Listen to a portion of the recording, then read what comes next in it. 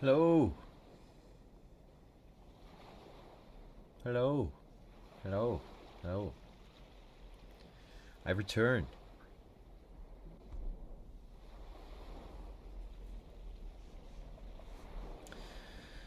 I'm very tired today.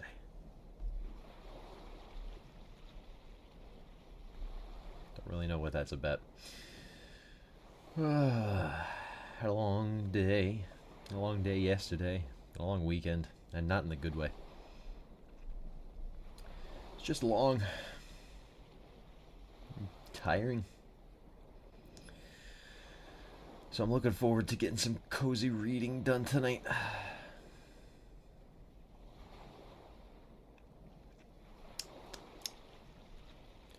In other news, if you scroll down on the page, I have created a link tree that will send you to various places.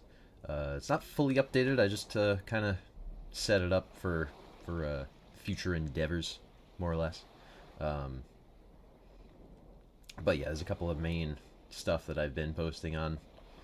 Uh, like it'll link you back here, or it'll link you to my Twitter, where you get like schedule updates and stuff like that. Until things become a bit more formalized. These things take time, especially when I'm not doing this full time. But that's okay. We don't mind that.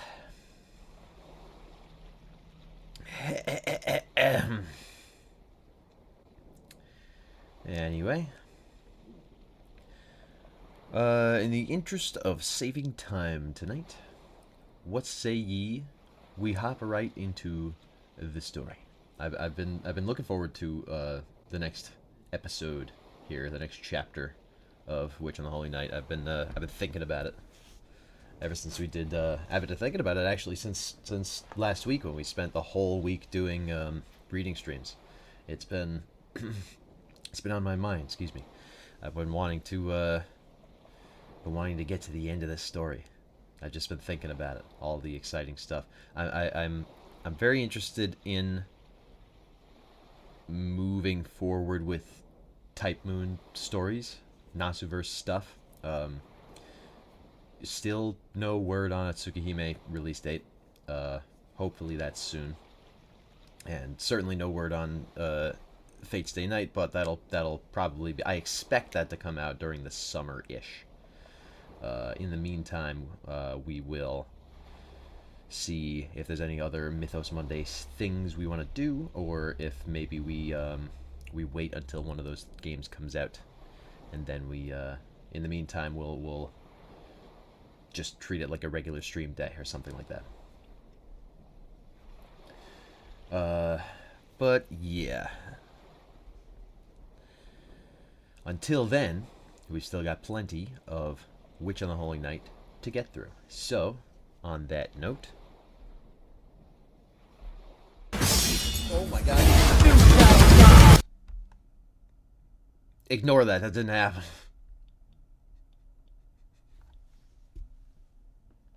It's... I wasn't doing anything. I wasn't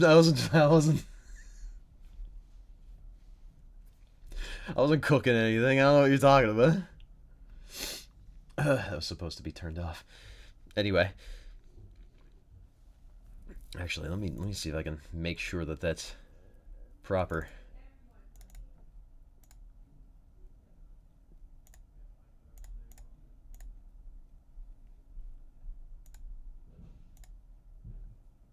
Yeah, that's better.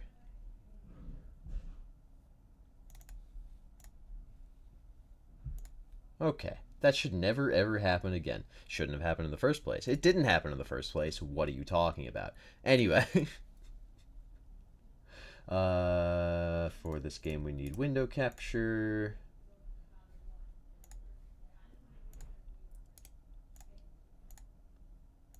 There we go.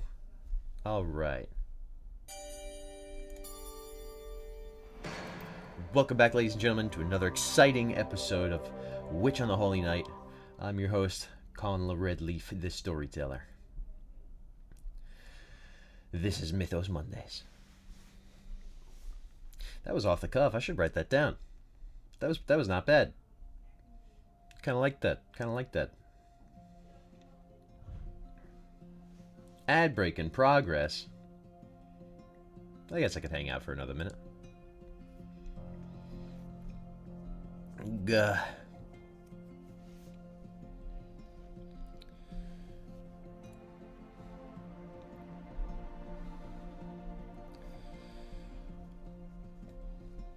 I got a quick anecdote I could tell for a minute. Earlier I was looking into printing up business cards, getting a bunch of them for WeebCon, and I learned that I really don't know what I'm doing. Graphic design is not, in fact, my passion. I don't know how to make it look not gross. I have an idea in my head of what I want the card to look like, but like it's actually putting the design together is kind of like it doesn't look the way that I really want it to, and I'm not sure how to do that. But yeah, that's something I've been working on, or something I was working on earlier.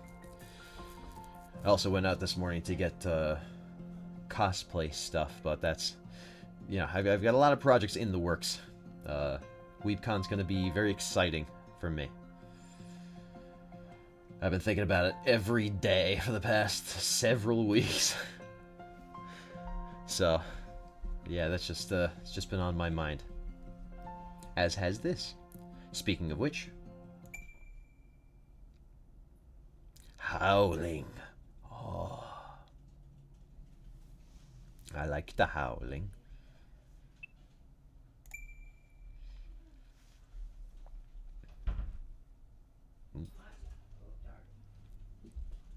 Chapter 10. Howling. Whoa, jeez. Gilgamesh, thank you for the 5 gift subs. I figured you out. I had my suspicions, but I've figured you out. I can't believe it's still doing. I can't believe it's still doing 1 by 1. I double checked it right before stream, and I was like, okay, it should do the full 5 gifted all in one, and no, it just didn't. Is that the Zakor? What the fuck? That's not the same. Is it the same Zakor?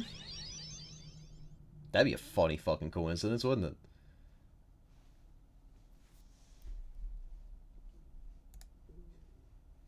Oh my god, wait, that totally is Zakor. Oh, holy shit. Is that... Huh? What? That's awesome. Anyway, yes, we are back. I figured you out, Gilgamesh. You just want your spot on the leaderboard. You just like being #1 gifter. Ain't nothing wrong with that. I'm only sorry that you got rather stiff competition around here. It's kind of a washout whenever you show up. But I am very grateful. That's you know, we're a small community here, so every little bit is more meaningful than you know, and I appreciate it every time. Anyway, enough of the sappy shit.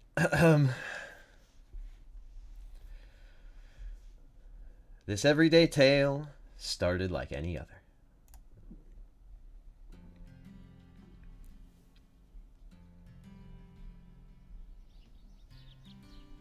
Always happy to gift, always happy to receive. Always happy to have you here. Really is a treat.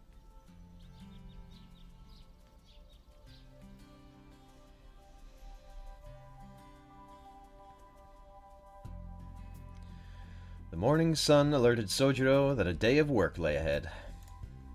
Specifically, the gardens needed tending to, and an unkept garden made for an unhappy Sojiro.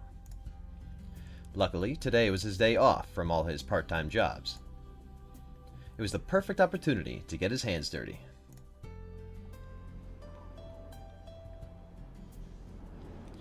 There was one problem, however. The mansion's grounds were vast. Not only had the courtyard been left to run wild, but the area around the front door had been neglected too. To tend to these problems thoroughly, he would have to work on them week in, week out. Alright, first let's level things out. In an ideal world, his task would only take a day, but for its enormity. For the moment, Sojiro decided to set foot into the mansion's wilderness and evict the weeds. Wasting none of the early light, he started tackling the ones around the mansion. By his estimation, he could clear the forecourt, courtyard, and backyard, then take a small rest.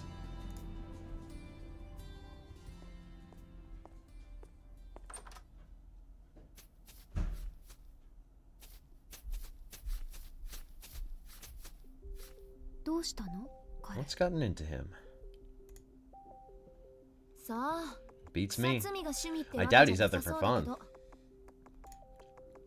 It was just before noon in the sunroom.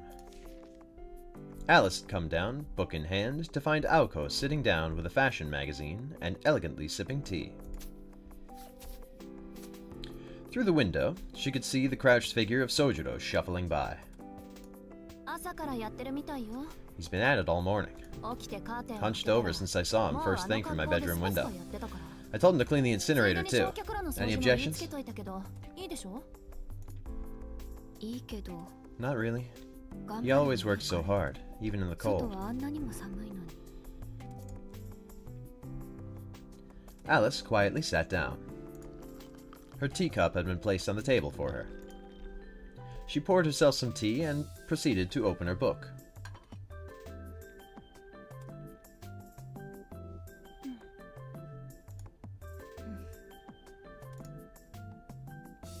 The two sat passing the time in silence. Having happened to have the same idea, a nice, relaxing cup of tea in the sunroom. With their evening roles decided, there was no need for idle chatter. Aoko stared out the window, intermittently turning her gaze to her magazine. Alice was immersed in a book on rune magecraft, occasionally tilting her head up as if to recall something. I tend to do that when I'm reading books too. As if by unspoken agreement, in unison they pressed their teacups to their lips and glanced outside. To the two girls, Sojiro appeared as if he were an animal in a zoo. Neither was interested in lending a hand. Despite his sluggish movement, he was making good progress. As Aoko's attention turned back to the sunroom, her eyes met Alice's. Alice returned her gaze to her book, though moments later, she raised her head again.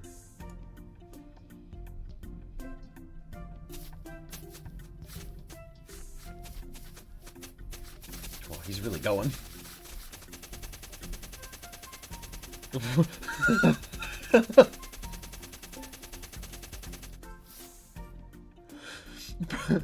Bro is a weeding maniac. I mean, have you ever seen gameplay this intense? Man, I thought that was gonna be that just kept going. Motivated. Yeah, there we go. Holy shit. That was fucking sick.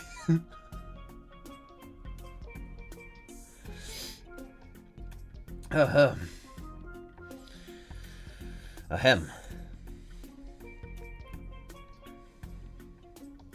Clearing her throat, she attempted to focus on reading.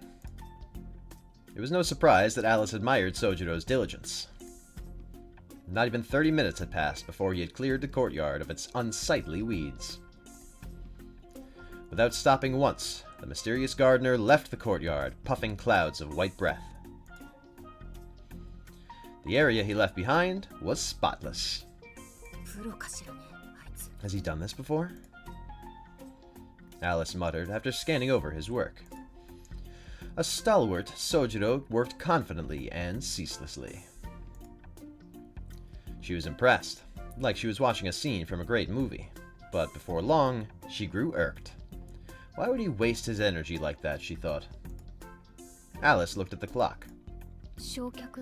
If he starts now, it'll be evening before he's done with the incinerator. Actually, he already took care of it. I watched him do it from upstairs. I didn't want him breaking it, so I gave him some pointers. You know, I yelled at him for so long from my window my room almost froze over. It was safe to assume Aoko had come to the sunroom to escape her cold room. Between barking orders from a window and cleaning in the cold, it was clear who had the harder job. Did Shizuki have anything to say? Yeah, a lot, but I couldn't really hear him. In other words, his complaints fell on deaf ears. With nothing else to discuss, the two resumed their reading. The ever so tense silence was broken by Sojiro entering the house after finishing his cleaning. He stared at the two of them, displeased. Warm enough in here, Aozaki. Warmer than outside, unless you're walking the halls. What made you decide to take care of the gardens, anyway? Sojiro's subtle jibe had failed to find its target. He had no chance of winning, and so just hung his shoulders in defeat. It's so cold out today. Snow's probably gonna fall tomorrow, so I thought I should tidy up while I could.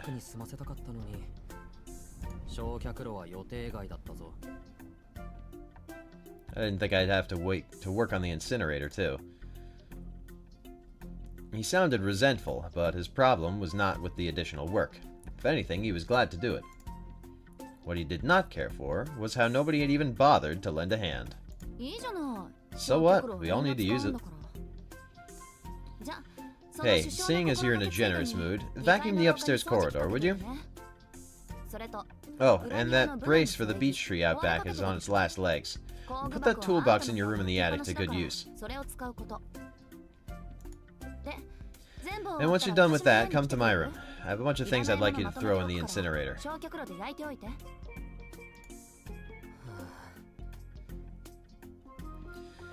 Ain't that a relatable expression?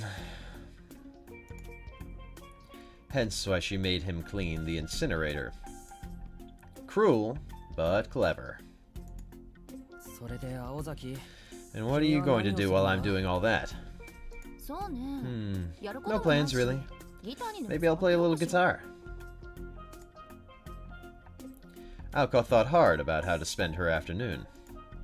Yet the thought of cleaning did not cross her mind, as had always been the case. No, it was not out of spite that she did not think to help clean. It was because the word cleaning was not in her vocabulary. Sojiro knew exactly why the mansion was in the state it was in. Still, that did not change the fact that the corridor upstairs was very long.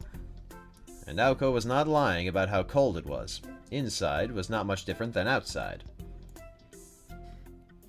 You really have no intention of helping me, do you? I mean, I do enjoy cleaning, but I don't know.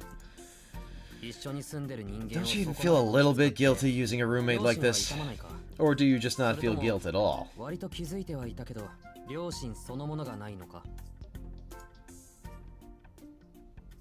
As usual, he might have gone too far.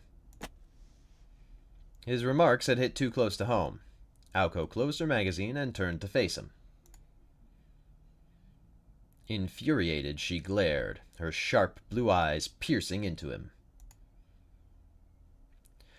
Sojiro knew he had not said anything unjust, but he always backed down first. Sojiro, let me explain it one more time. Okay. He replied automatically, straightening his back in response to Aoko's cold, calm tone. Don't be mistaken. We're not letting you stay here out of kindness. We're putting up with you because we have to. Aoko did not mince her words. Sojiro nodded in defeat. So, I'm basically a pet? Exactly. And not a very useful one at that. Aoko responded, already tired of the conversation. While Sojiro had little room to counter, he still tried. Last time I checked, most pets don't have to buy food or pay rent.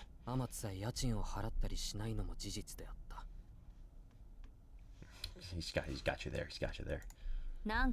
Did you say something? Nothing. I'm just a dumb mutt barking up the wrong tree. He raised his hand dismissively, knowing he could not win. To Aoko's ears, his attempt at self-deprecation sounded facetious. You do understand the position you're in, right? Yeah, one where I do all the work.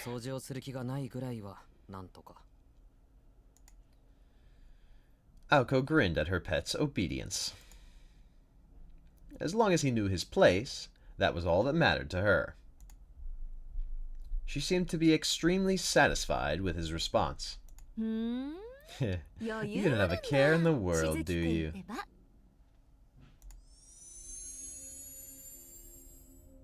Her playful smile darkened, as did Sojiro's expression. Ozaki, I can't breathe. You know, if I keep this up, you'll never be able to complain again. Shall we give it a try?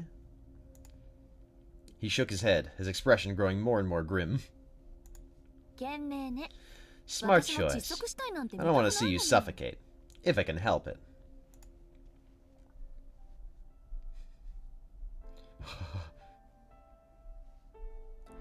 The grating sound subsided.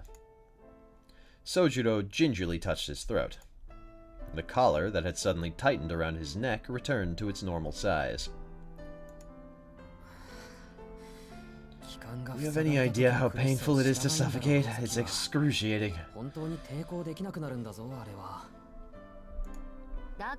I told you that's what your collar was for. You're always so naive, so I took the opportunity to give it a test run. Now you know your place. Anyway, chores. You're wasting daylight. Bitch is like Darth Vader. Okay. So that's what the sun was trying to tell me this morning. Sojiro left the sunroom, his shoulders slumped and his tail between his legs. Aoko watched him leave before turning to her magazine as if nothing had happened. Alice paid no attention. None of that had anything to do with her. With Sojiro gone, the room once again fell silent.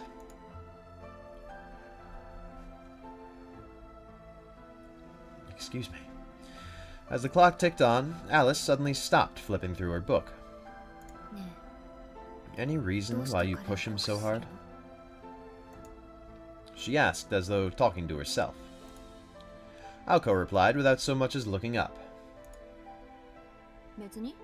Nope. We're just going to erase his memories in the end anyway. Why get his hopes up? Obscure as ever, but sincere in her own way. When you put it like that, I suppose you are right. Alice could not believe she had forgotten about the situation.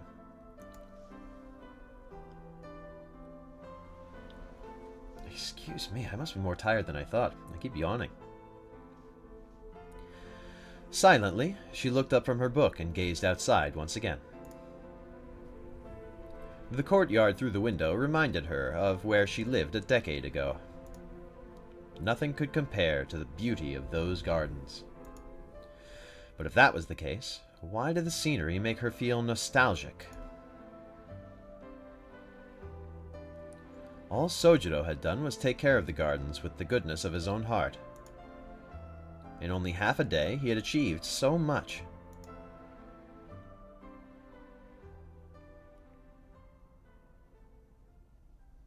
It was Christmas Eve, and snow had started to fall.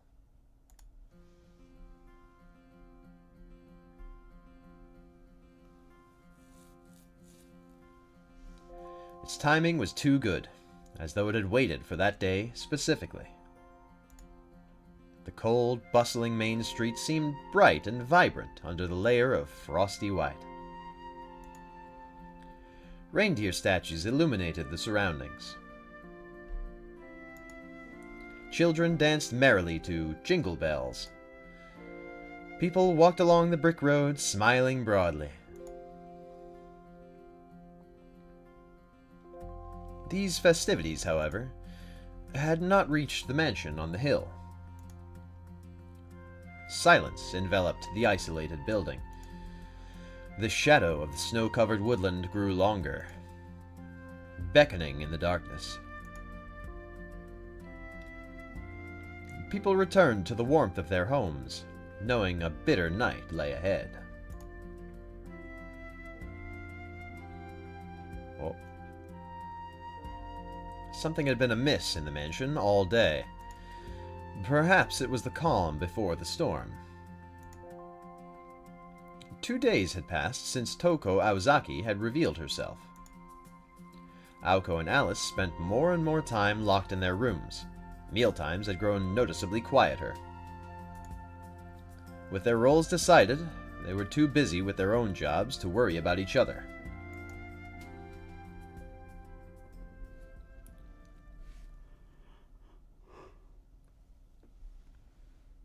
On this day, the two had been relaxing in the drawing room since morning. The mood was calm. Well, mostly at least. Sojiro was fretting that tonight would be the same. The snow just couldn't wait till tomorrow, could it? He aimed his words towards the girls on the sofa, despite knowing they would be ignored. Whether the snow fell today, tomorrow, or not at all, it did not affect them. The snow just meant a white Christmas. Aoko remained silent. She wasn't ignoring him per se, she just had other things on her mind. Sojiro knew this, but still cast a lonely glance around the sunroom. The courtyard he had cleaned only a few days ago was hidden by a layer of white. The falling snow would stop every so often, but then resume again, as if teasing Sojiro. By the next morning, the courtyard would be a winter wonderland. Aoko and Alice sipped tea in an effort to fight the cold. In fact, that was all they were doing. You know, Toko's hair was darker than yours, Aozaki. I've never seen such beautiful red hair. Shame it was so short. Sojiro rambled on, not expecting a response. However, her hair was cut short? Aoko's expression went from nonchalant to its usual sharpness. What do you mean short? You are talking about her hair, right? Yeah, even shorter than Alice's. Is that a big deal?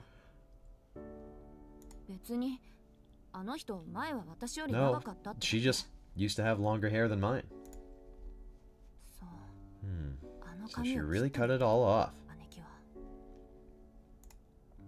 Aoko spoke in a grave tone. Showing slight interest, Alice turned to Sojiro. What's so bad about her getting a haircut? Does it affect you in any way, Aozaki?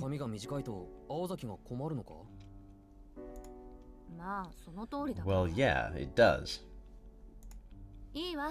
As we have nothing to do until nightfall, I suppose I'll explain. You're lucky. If you hadn't said anything, we'd have been oblivious when fighting her.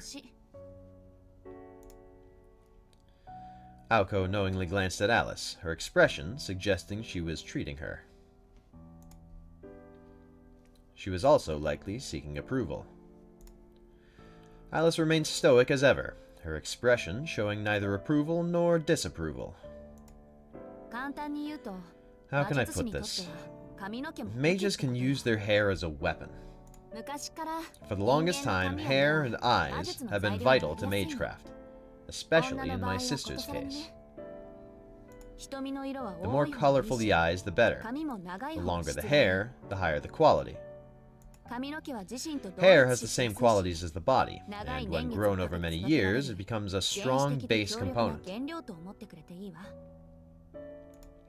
That's why I'm growing mine out.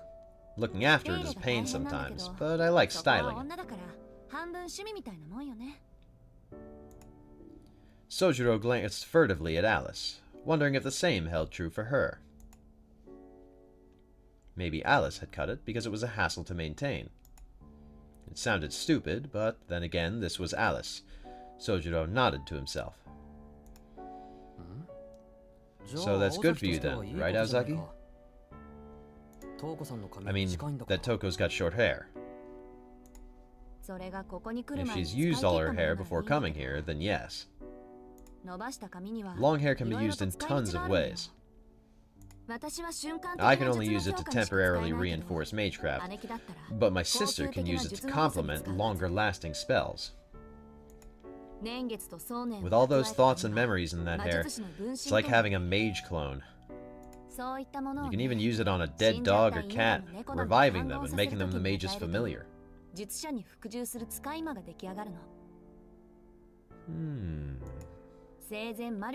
Familiars with no previous magical energy, like said dog or cat, can acquire magic circuits, all thanks to the hair. The reanimated creature becomes something entirely different.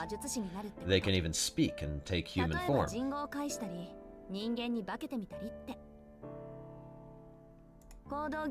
Their behavior changes too, to something resembling a regular mage.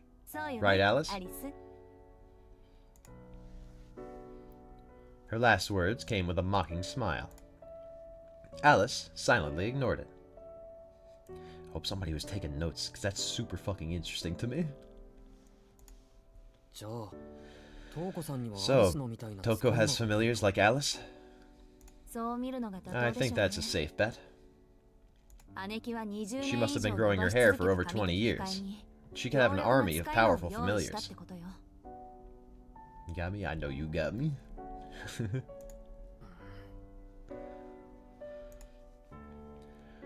The fight at the amusement park. Just the thought of Alice Kuonji releasing flat snark sent a shiver down Sojiro's spine.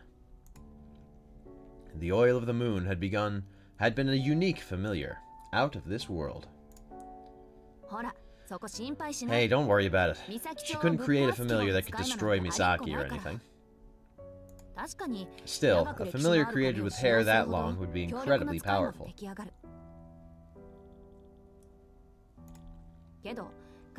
Mages that use their hair, though, they need to reset one of the 3 pillars from the beginning.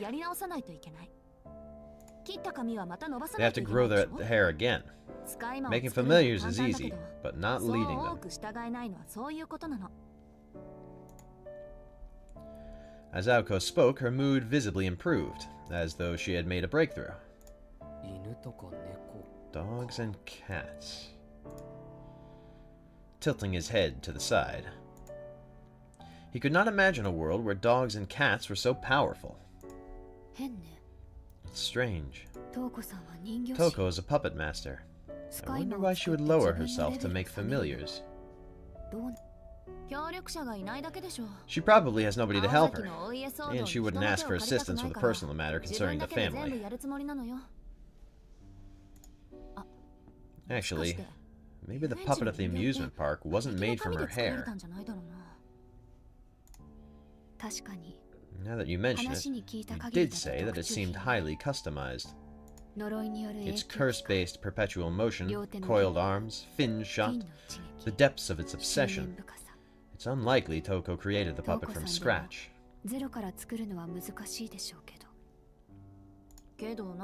Meaning?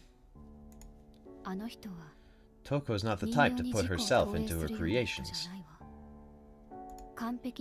She might consider doing it for a perfect replica, but the ones we destroyed weren't even faint copies of her. Aoko, did that puppet have the same power as Toko? No way, not even close. then it would not have been made using her hair. Meaning we have to keep our eyes out for a familiar fused with her magical energy. So in your expert opinion, you think that her familiar could be stronger than my sister herself?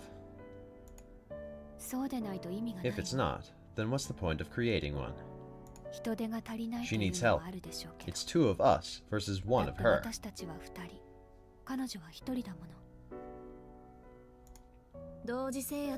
So she's going to attack with the familiar at the same time.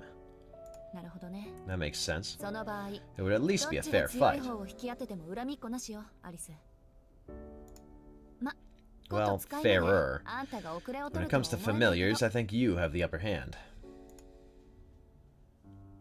Alice had never been defeated by a familiar. She sighed at Aoko's overconfidence. Aoko, even if she utilizes her 20-year stockpile, she can only use small animals as vessels. If Toko was to prepare a familiar as her trump card...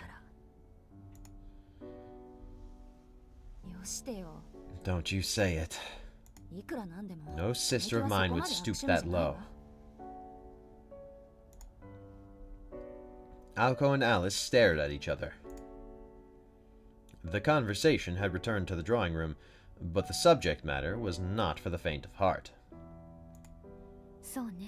I suppose. Still, nothing hunts down a human better than a human. Toko may not have raised the dead, but she probably has something just as powerful up her sleeve. Yeah, okay. I admit, geniuses can get stuck in their own world sometimes. Whatever corpse she throws at me, I'll be ready. Aoko nodded reluctantly at Alice's directness. Needless to say, Sojiro was completely lost. I don't quite follow. Why are you both convinced the familiar's dead?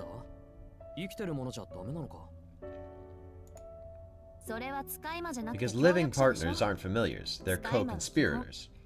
Familiars can't live with a mage to sustain them. Still, they're the perfect foil, strong-willed and smart enough to compensate for their mage's shortcomings. Everything you'd want from a great familiar. I think that line that said familiars can't live with a mage to sustain them, I think that was supposed to be familiars can't live without a mage to sustain them. I think... yeah, that would make more sense. And knowing what we know about how servants work. Servants are like a subclass of familiar, so... yeah, lost in translation, or even just a simple typo, I suppose. Anyway. Let's be real. Who wouldn't want to bring that kind of partner back to life?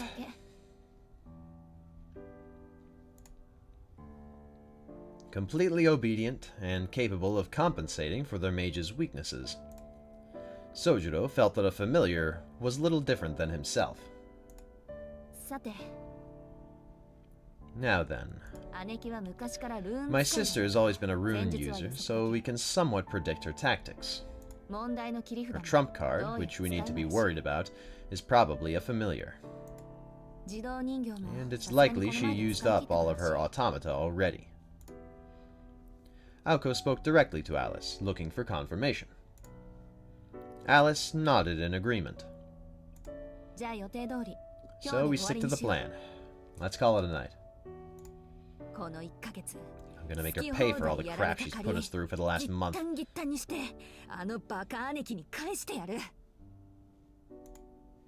Aoko clenched teeth and balled fists. It all seemed like nothing more than sibling rivalry. In fact, that's probably all it was. Looking at Aoko, Sojiro let out a sigh of relief. With what happened with Toko and how they reacted to her visit, the atmosphere had been deathly tense. For now, though, Aoko seemed much calmer. He took comfort in the thought that perhaps the sisters would just bury the hatchet. even if Aoko and Toko were not sisters, he would not want to see what would happen if they fought. The hands of the clock turned gently. Approaching Judgment Night, a merciless silence would soon come to mock Sojiro's complacency.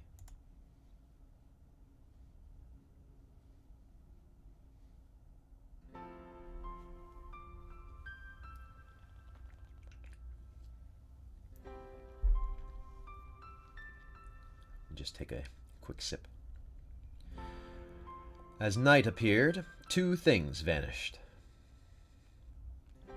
Mage family, yeah.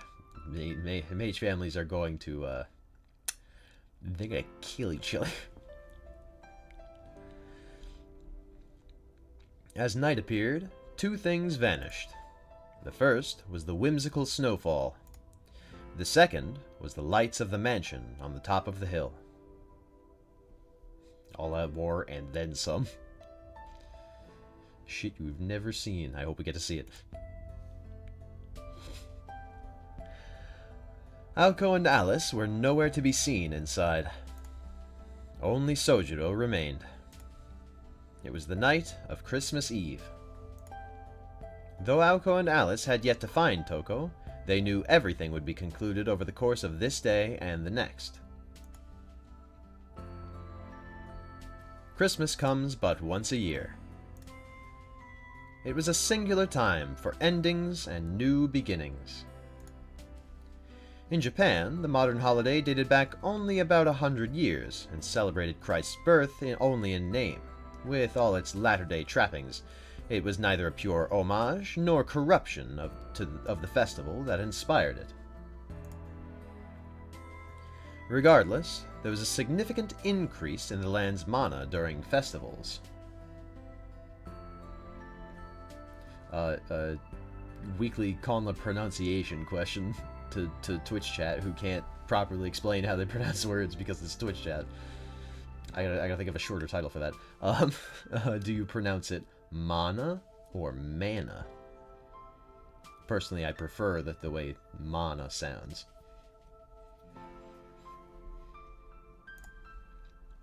Such charged distortions were a boon to a mage's craft, be it creative or destructive.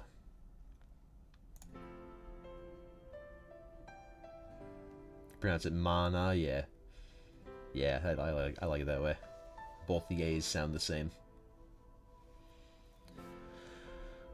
Toko Aozaki sought to destroy the local sigils, which gathered and properly cycled the magical energy of the land and its people. Sojiro was able to gather that much from Aoko and Alice's conversation. Toko had already claimed 3 sigils. Only 2 remained. Any further loss would signal Aoko and Alice's defeat. In order to protect the remaining ones, they had to split up. Aoko lacked power, so she would need to borrow a ploy from Alice and head to the Tokawa sigil, which boasted the greatest local energy supply. Alice would go fully equipped to the sigil in Yashirogi. Free from the constraints of civilized society, magecraft is most powerful at midnight. The young witch and the apprentice mage wished each other luck before leaving the mansion. It was almost 10 at night. After the girls set out, the first 2 hours passed quickly. When Aoko was ready to head off, Sojiro walked with her to the foyer. Neither had spoken a word to each other. She had departed without showing any sign of fear. It was difficult to tell whether she did not want to get him involved, or whether she did not see him a worthy ally in combat. The thought stuck with him.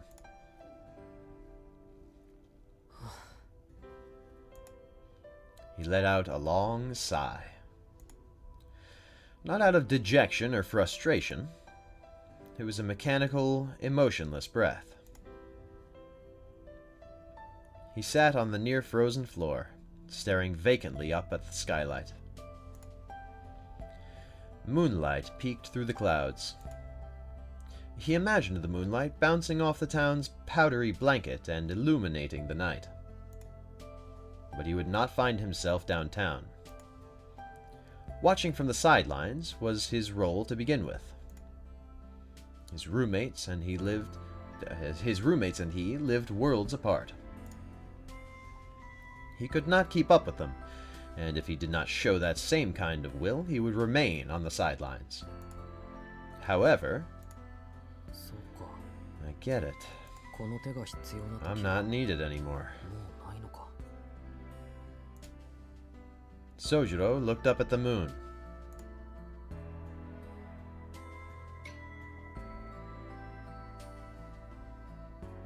Somewhere deep inside, he felt a trickle of sadness.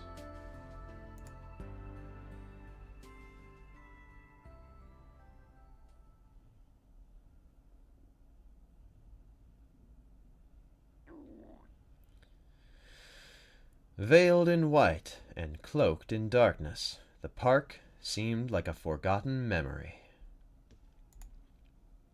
Not a soul was in sight. The night felt far more enigmatic than usual, yet the air was clean enough to drink. Though only a sliver of moonlight pierced through the clouds, it lit up the entire world. In those moments, a young girl's footsteps echoed, trampling the still white silence under a midnight sun. The pale moon illuminated the inky blue sky. Only a few streetlights and an incongruous phone booth betrayed signs of civilization. A girl appeared, dressed in black. Against the snowy landscape, the figure of Alice Kuonji was unmistakable. Pure black, deeper than even the night, were her overcoat, gloves, and hat, even her hair and eyes. Nothing stirred for a time. Not Alice, nor the white scenery. The world was a still painting of a snowy field. Only time moved, gradually darkening the lights in the park, and eventually the nearby homes as well. Yashirogi was a more modern and developed town than Misaki. Though the park was located in the center of town, it had become a blind spot. It had been overlooked by developers and carried no commercial value. A few houses encircled the park, the street lights turned off at midnight. It was a white night. People, even machines, were fast asleep. It looks like I got here early, Alice whispered, watching the streetlights slowly fade. She thought she heard a dog howling in the distance. Perhaps it was howling at the moon. The howl reached deeper into the night than expected. A wolf, maybe.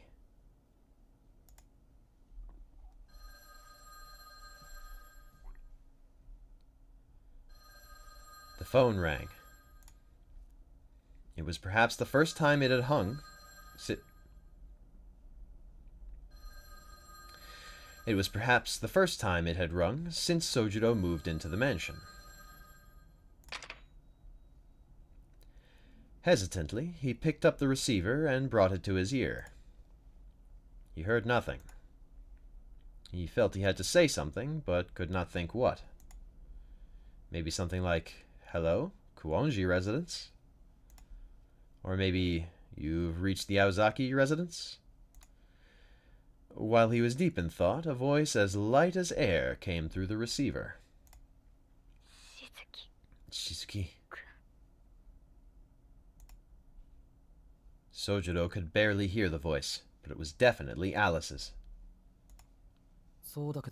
Yes. Is that you, Alice? No response. The silence was as profound as the night, but for the sound of static from the receiver. After a long pause, Alice finally spoke. Is Aoko there? No, she hasn't come back yet. I see. With a click, the call ended. Sojiro wondered if she had something to say, but could not respond in time.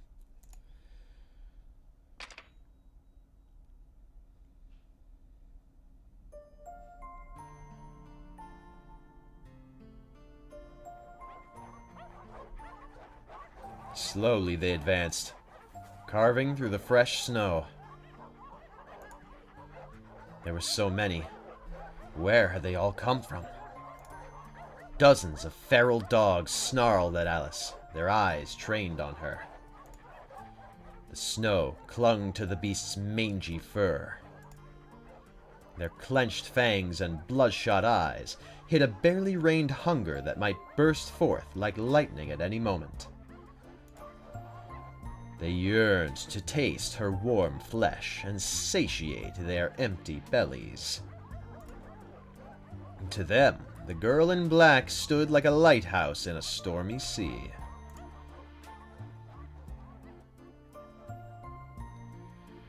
She watched them, disinterested.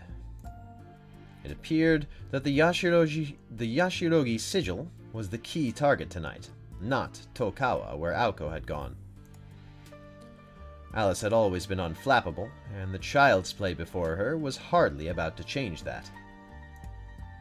Her main enemy was not the dogs surrounding her, but the lone mage behind them, Toko Aozaki. What hideous taste.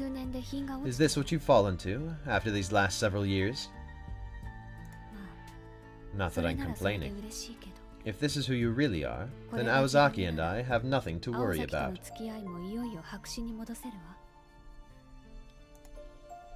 Toko laughed at the acerbic taunt.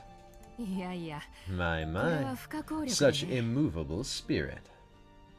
Rest assured, Alice, I'm not doing this for fun. Crunching through the fallen snow, Toko slowly came into view.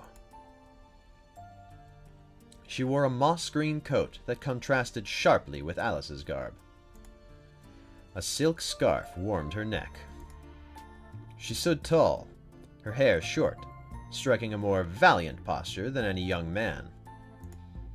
After all, the two standing here needed to be less like the shining moon, and more like the darkness surrounding it. The barking abated. Like servants in a royal court, they averted their eyes from their ruler, lest their eyes and hearts be plucked out. It's been too long, Alice. It has. You look well, Toko. They stood about 12 feet apart. No love had been lost between them. Just two enemies, one who was to be victorious and one who was to fall. So, how shall we do this, Alice? We have so much to catch up on. How have you been? There's so much I've been dying to tell you. You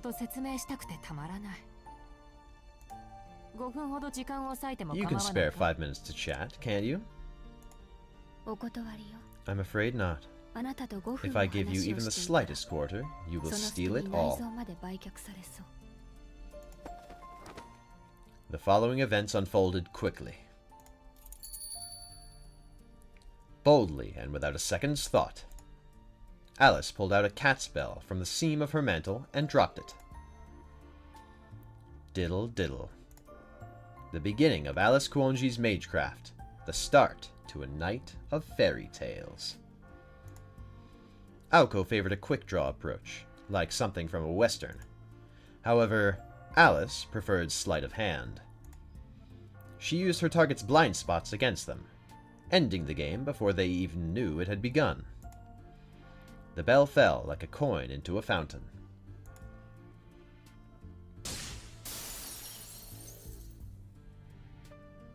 Then, as it was about to strike the ground, it shattered, disappearing without a trace.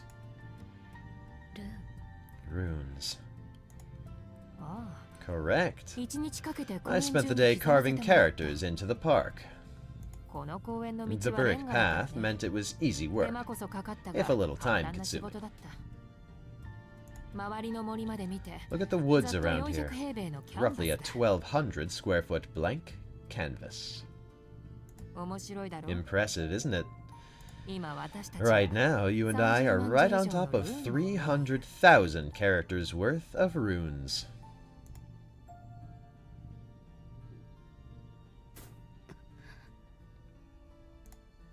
Swallowing hard, Alice took a step back. Toko had carved runes all over the ground. Yeah, right, 300,000 runes? Must have taken her like a week. Even in the area Diddle reacted to alone, there was a depressing amount of them. Had she truly carved them into the whole park? Alice did not react with surprise. She simply narrowed her eyes. She could see how it would have taken the whole day.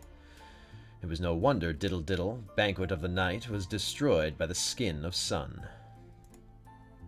Still, something bothered Alice. How in the world did you hide them all?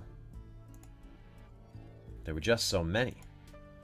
What kind of magecraft could do that? Oh, these are special. These runes shift location. They're doing it even now. They look like simple scratches, but they return to their original forms when they touch strong magical energy. You could call them memory runes.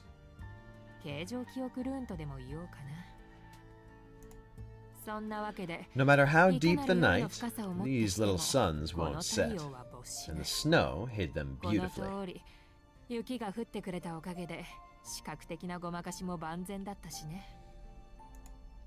She spoke modestly, but Alice could not imagine the amount of persistence, technique, and skill it must have taken.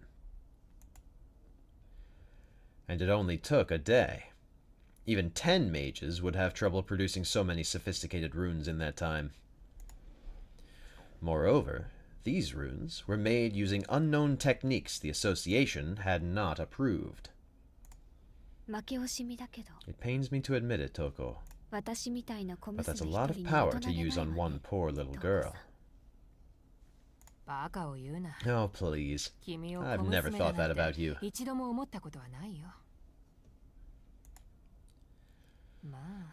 Though, there were times when I admired that body of yours. To have one like that...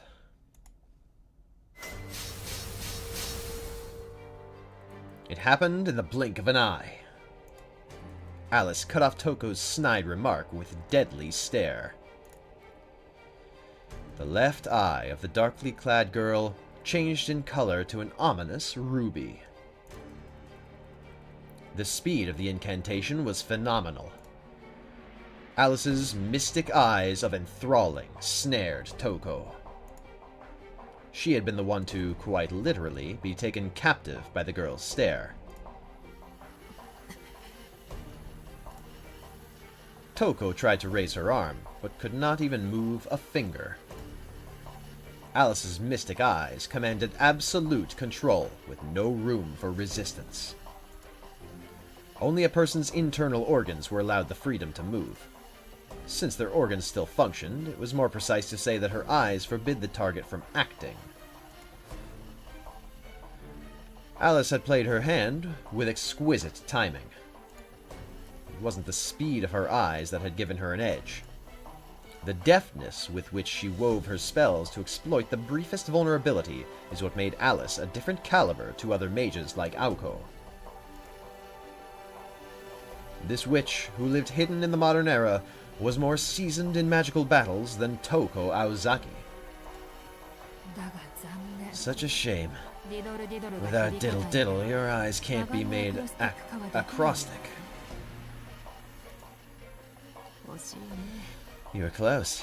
With your moon ploy, Kickshaw, I might have been begging for mercy. The formation holding Toko began to distort.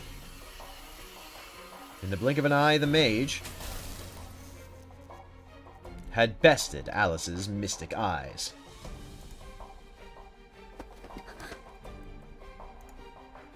Alice's black outfit fluttered in the wind. She turned so she was not facing Toko head-on. The mage had recovered through her own mystic eyes. At the root of Toko's mystic eyes was a spell of Mesmerize. Most effective when facing their prey. Such eyes could mind-jack a target's awareness. It was difficult to resist head-on. Yes, this is fucking... This is how you fight with your eyes. However, its effect was greatly diminished if the target was not facing the eyes directly, even if it was within range. Moreover, the girl was the last witch of her lineage, who commanded a great number of fairy tales.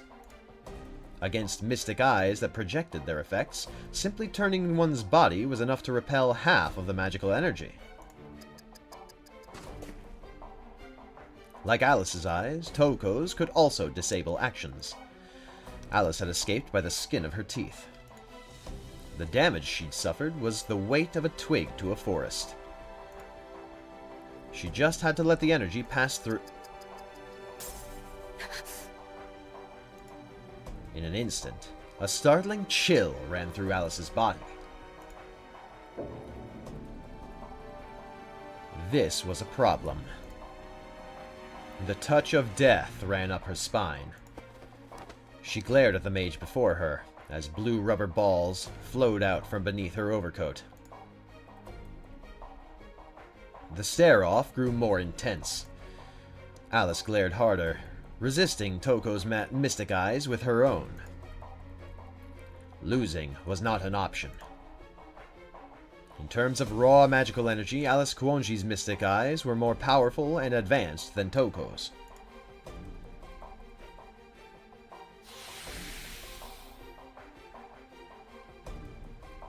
Surely nobody could beat her. And yet, her unfiltered stock of magical energy, stifled by old-fashioned values, was no match for Toko's madness. What's up, Tobias? Glad you can make it.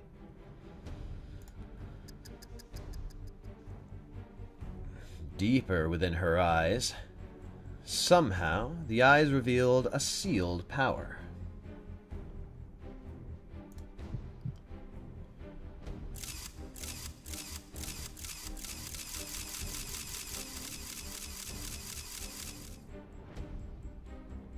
Inside the crystalline lens of the mage's left iris was a bottomless pit, a Klein cube.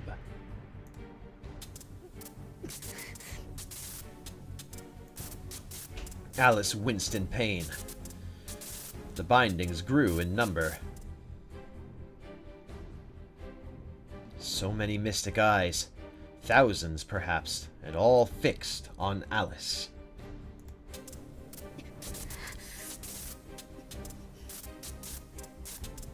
Pressure. So much pressure. Endless. And Alice knew it. She saw, incredulously, she saw eyes growing within eyes. Toko had placed opposing mirrors in her eyes, resulting in an infinite glare. It was the act of a madwoman, creating mystic eyes within mystic eyes. She could even control the resulting chaos caused by all the copies. Her insanity knew no bounds. No mage in their right mind would mass-produce so many mystics. The last escape of humankind, so indiscriminately. Oh dear. Am I making you uncomfortable? Tell me, am I doing a good job of imitating a Meinster? Do you think she surgically had tiny mirrors placed into her eyes? I think either she like, magicked up some reflective lenses into her eyes, or she just took tiny mirrors and put them in her herself. I think, although having somebody else do it who's not a mage is funny as fuck. Like, could you imagine?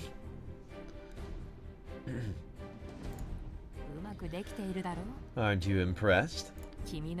Instead of bending reality using a rare mystic like you would, I mass-produce a mystic to bend reality to my will. On the surface, they're regular mystic eyes, only their volume is infinite. No matter how much magical energy an opponent uses to resist them, they will simply multiply the energy needed to bind them. She wielded power without limit to disable an opponent.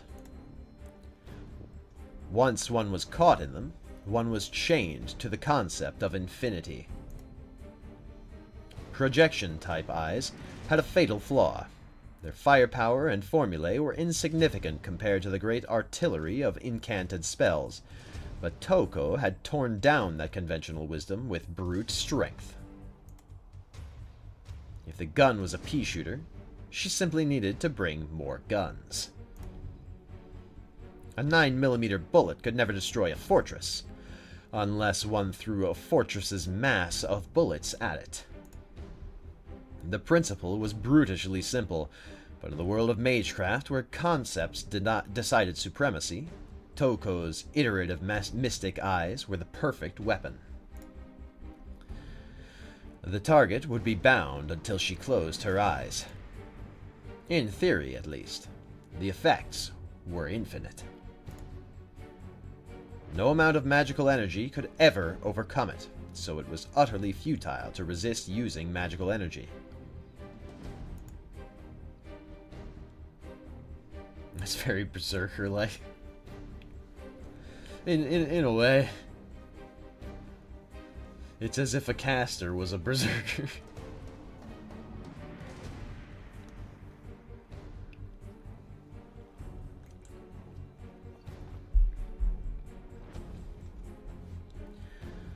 Of course, one way to counter it would be to stay out of Toko's line of sight to begin with. The standard tactic against Mystic Eyes was to defeat the user before they were aware of you. There was, however, another way. It was simpler than one might think. I'm afraid this is checkmate. Any last words?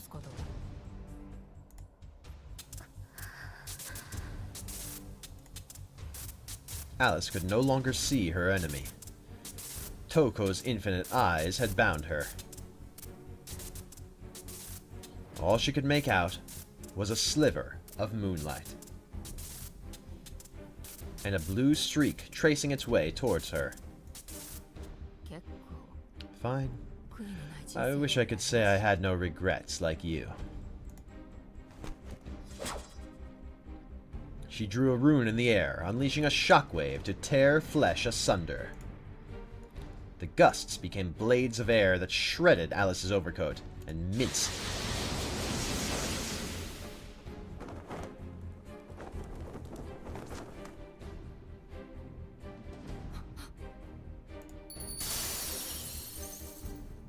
Blue feathers flitted all around. Toko felt something behind her and turned. 5 cat-shaped bells were thrown at her feet. And just as quickly they shattered to pieces. Standing before her was a completely unharmed Alice Kuonji. That rune was but a light breeze. Have you really lost your touch, Toko? You used a double. I've never heard of a ploy that can take the form of a mage. Well, you have now. He's useless every other day of the year, but comes in handy when someone's trying to kill you.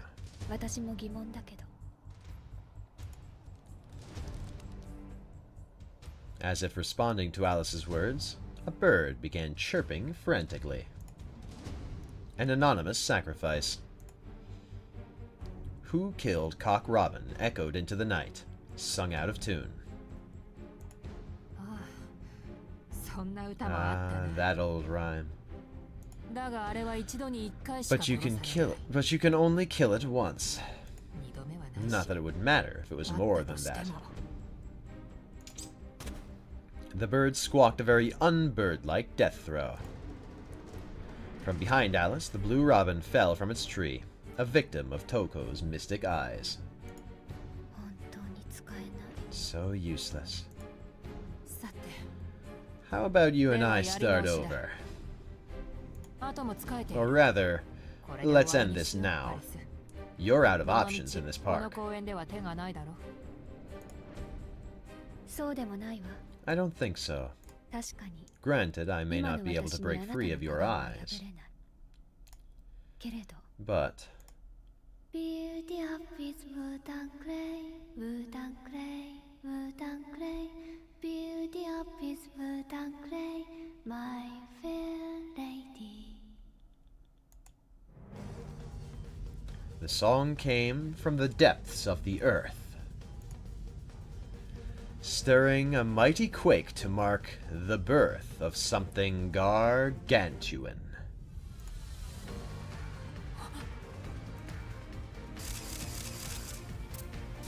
Toko needed to throw Alice into an infinite hell before whatever that was could be completed. But she was far too late. Yeah, it's London Bridge, baby. What the fuck is going on?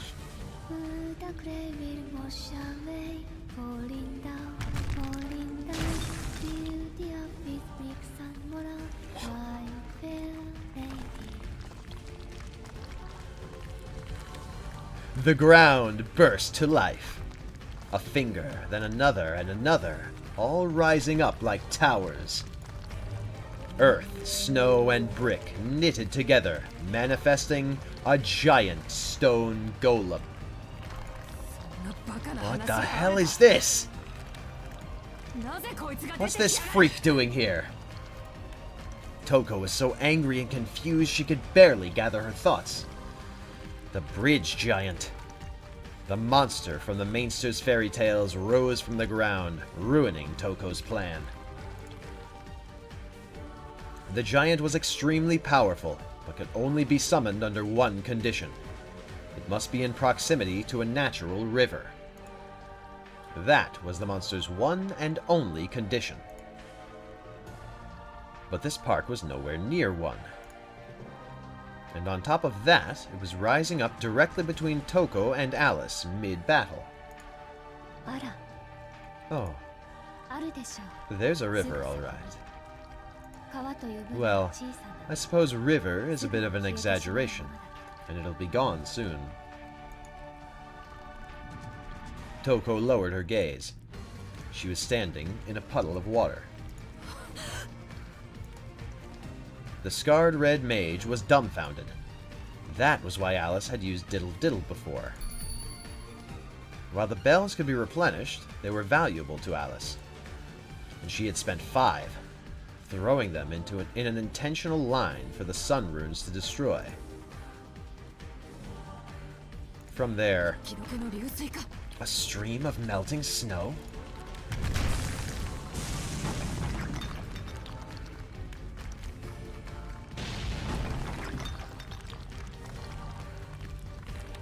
Now this is some caster shit.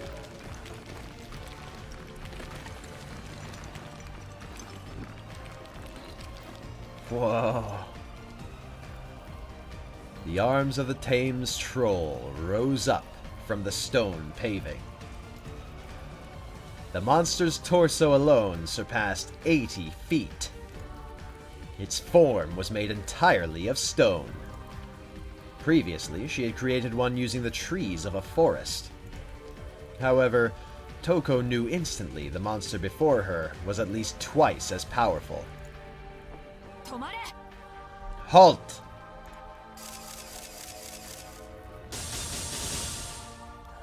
She unleashed her stacked, mystic eyes. They were meaningless at this stage. They had no effect on the giant. As said, mystic eyes can be countered in 2 ways. The first is to hide oneself from view of the mage. That was the standard response. The other way, however, was devilishly simple, yet 100% effective. In fact, it's less of a way and more of a fact. Mystic eyes curse a target by focusing on them. However, what if the target was too large to focus on entirely?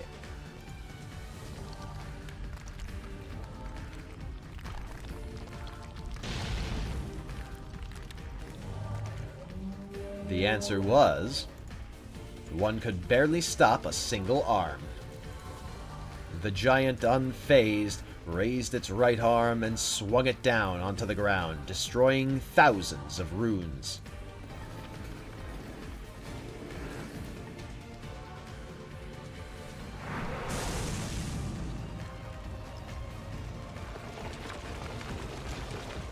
The demolished stones were then absorbed into its arm, adding to its mass. As the mage had said before, no matter how deep the night, these little suns won't set. While the suns might not set, they could be crushed under the bulk of a giant's hand.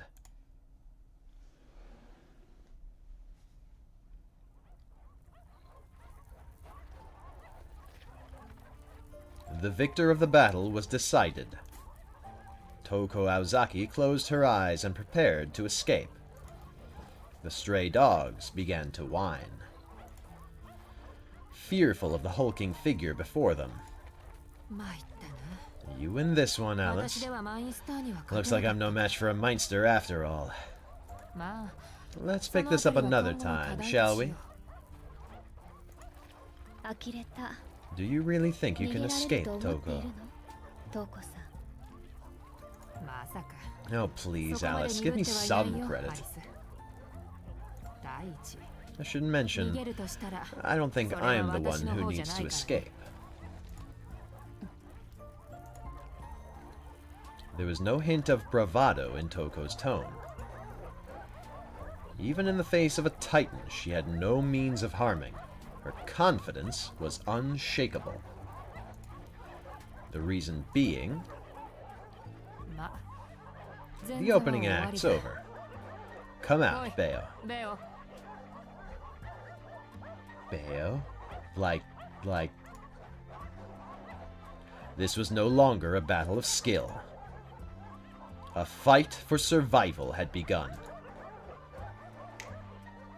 Snap went Toko's fingers. In response, a beautiful, high-pitched melody floated up toward the moon.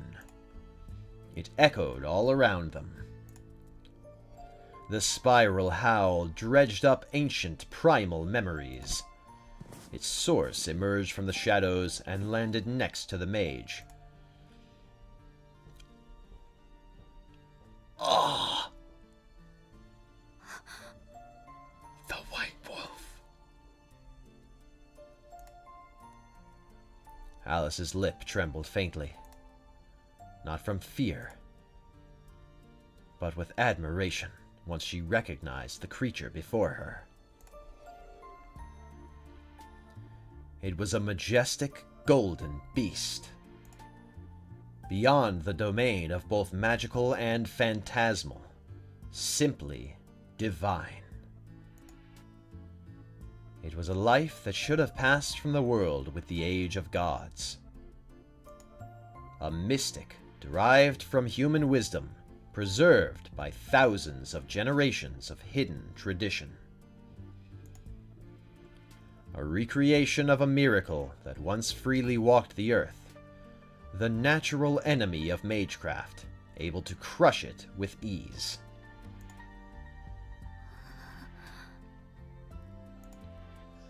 Quiet resignation settled over Alice's face. The golden beast charged. This time, she didn't even have a chance to admit defeat.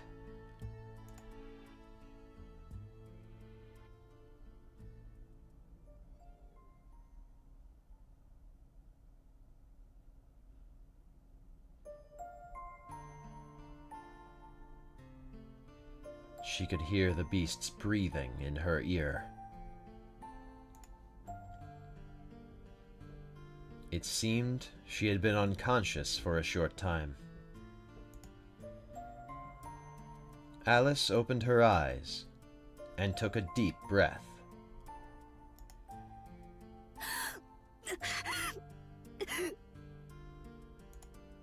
Each cough sent pain shooting through her body. Blood rose from the pit of her stomach, and she spat it onto the cold ground. When her vision returned, she was able to make out the distant sky, falling snow, and the golden wolf. The wolf panted. It stared at Alice, saliva dripping from its mouth onto her cheek. Razor-sharp fangs lined its jaws. Its fur was glossier than that of any animal she'd ever seen. Brutal, knife-like claws protruded from its massive, blood-stained paws. And yet, it did not smell like a beast. Surely the presence of such a noble creature, a human would feel like the lesser animal. The battle between Alice and the wolf was over before it had begun. After destroying the troll, it baptized Alice with its wicked claws, giving her no chance to escape. Its sideswipe had torn into her abdomen like a sword, carving through her clothes and flesh all the way to her heart. Even so, not once did Alice make a sound. The wolf had her pinned and stared at her face. Her limbs felt ready to break at any moment. That was the situation she found herself in. Now fully conscious, Alice stared at her enemy through pained eyes. She felt no fear, only cold reality sinking in.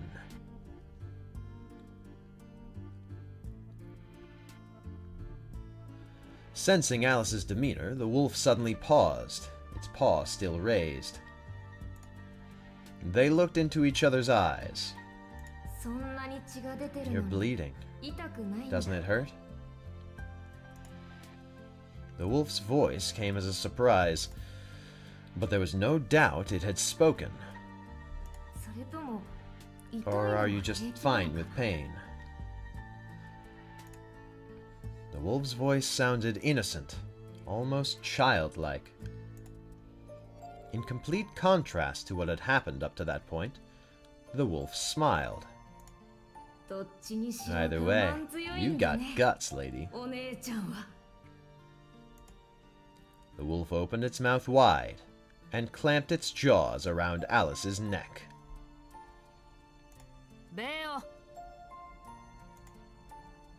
Toko's tone was sharper than the wolf's fangs.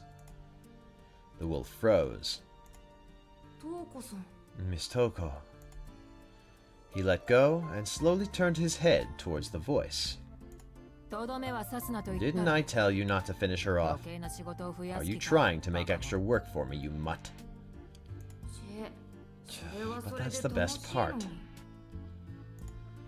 Well, this was a washout. That troll went down like everything else. Talk about a disappointment. The wolf backed away from Alice, as if no longer interested in his prey. The golden beast. To the golden beast, she was little more than an old chew toy.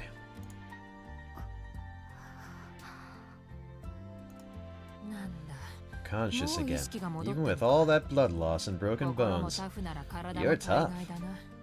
Do I have the Meinster training to thank?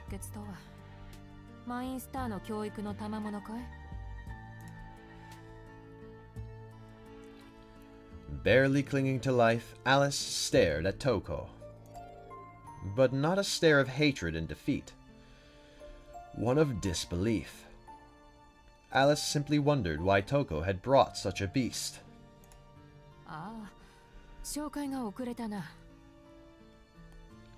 Pardon me. I should have introduced you. This is the last known werewolf on Earth. A pureblood, born to an indigenous tribe in the northern European tundra. As you can see, he's a golden mystic, and it doesn't do him justice to say he merely resembles his ancestors. He didn't have a name, so I called him Beowulf. Pretty apt, right? I can't believe there's a fucking werewolf. What? Huh? What? This is totally unexpected, and I'm hype as fuck. I'm freaking out, bro. It's fucking Beowulf.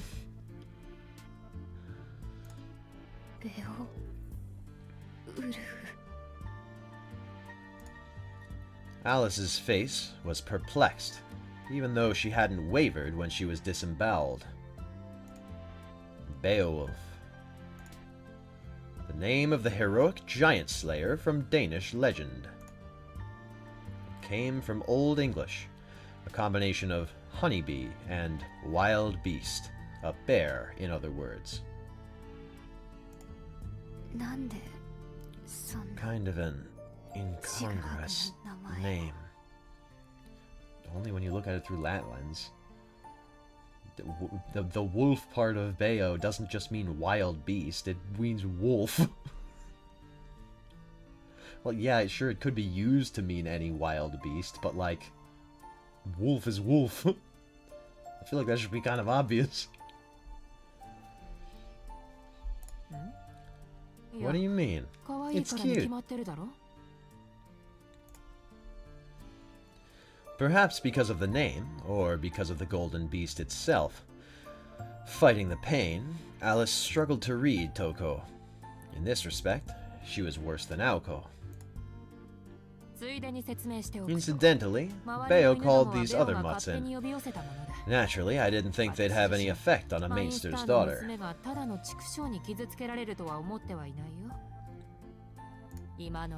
For now, at least. Toko's mouth twisted into a grin. Not the warm one Sojiro saw, but the merciless smile a victor displays to a loser. The disdain in Alice's eyes turned to anger. The Golden Mystic. How could Toko have brought such a creature to the human world?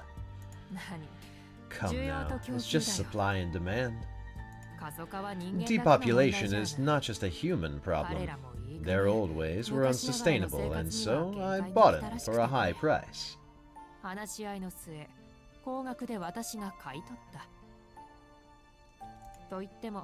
Well, more like I had to pay for the right to bring him out of his cave. As you might have guessed, I used my hair for the contract with Beo. I like to think of it as creating an alliance with a beast instead of creating a familiar... While she was talking, Toko noticed something strange. An unusual sound. A preternatural sound that tore at her mind. A sound that should not have existed. And it was coming from the girl's open abdomen. Regenerating already? No, wait.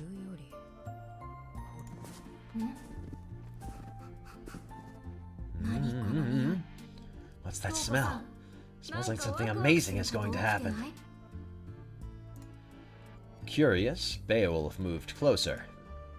Like a puppy examining a new toy. Don't look at it. Stay over there, Beo. Pull yourself together.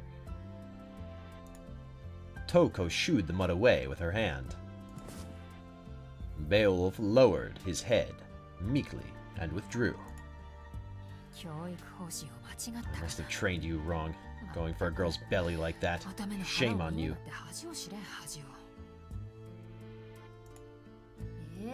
So? How come you're allowed to look? Idiot. I'm a girl, so it's fine.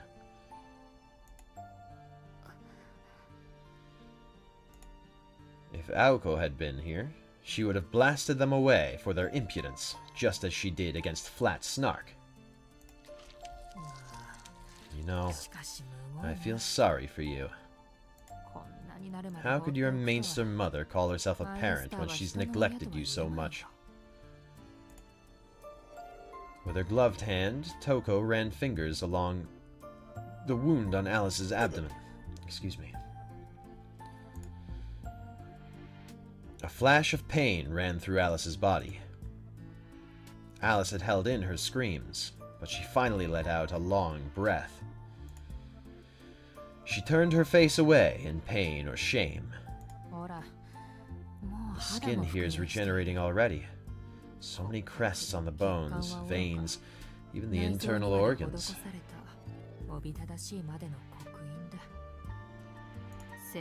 Having magic circuits like that from birth is a double-edged sword. They cut incantation time, which is a great boon for a mage.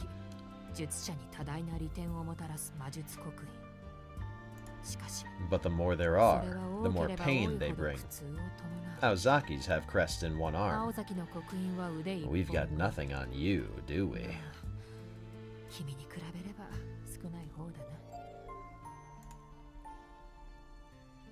The magic crests Toko referred to were the inheritance of the Aozaki family, passed down by their ancestors. They can only be inherited. Aoko had received the ones that were meant for Toko. However, ours has its own set of drawbacks. The pain Aoko feels in her right arm is the remainder of her human body reacting to being changed into a mystic. Her mundane body rejects her right arm, and that pain is the cost of its deletion. It causes both physical and mental phantom pain, like some original sin that can never be wiped away. Still, when you've come this far, pain becomes trivial. It makes it difficult to know if you're really alive. Do you still believe you're human? Honestly, I sympathize. We've both had a hard time with such extraordinary teachers, haven't we, Alice? Toko took Alice's body in her arms.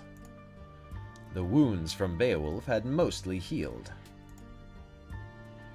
Even so, her breathing was shallow, likely due to the pain. Toko gently held the girl's face in her hand. I'm indebted to your mainster mother. My true opponent has only ever been Aoko.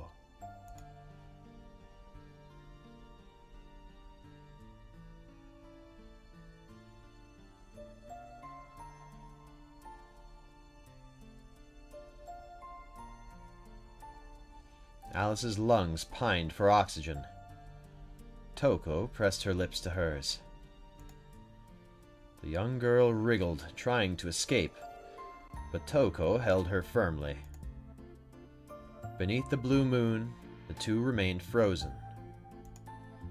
Then, the sound of swallowing.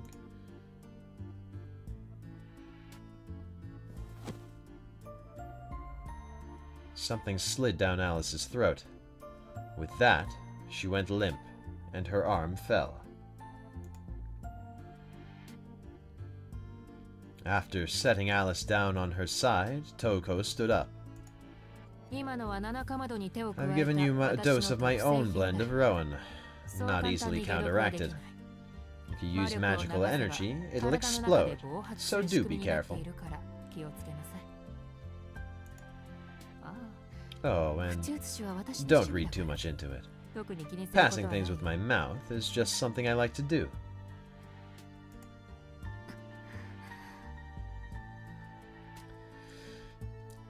That's a little bit weird, Toko, I'm not gonna lie to you.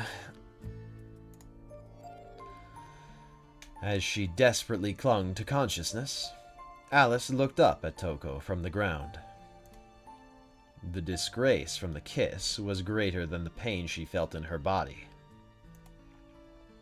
Toko began walking away, her golden wolf in tow. Neither looked back to see Alice's hateful glare. Ah, I almost forgot. Remember those mutts Bayo called? There's a ton of them around the park, and unfortunately, they're still hungry.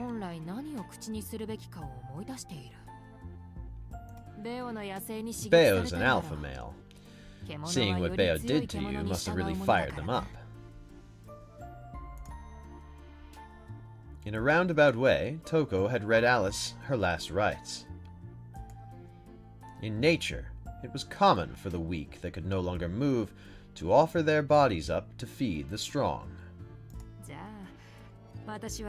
Well, Alice, I think that's everything. A long walk back, but hopefully you make it safely.